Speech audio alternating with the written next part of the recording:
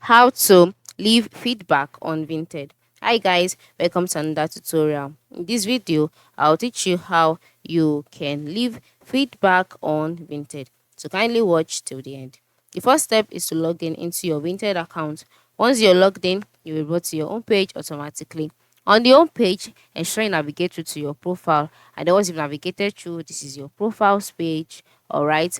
Now on this page, you can see your profile name, can see your username, and then you can also see your items as well. So to leave a feedback, all you need to do is to select the item that you want to leave a feedback on. So after selecting the item, you'll be taken to the items page where you can see details about the product.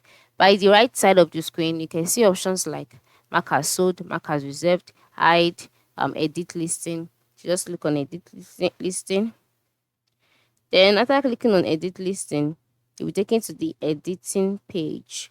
On this page, you can see the the process is right. So just scroll down until you can see the option give feedback. All right. So you can see the question, what do you think about upload process? You just click on give feedback, and then you can now select the feedback that you want. After selecting the feedback, you'll be asked to select a reason. All right.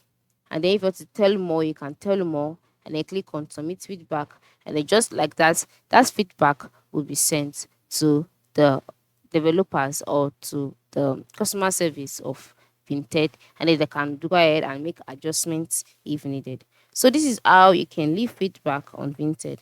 Thanks for watching, and have a nice day.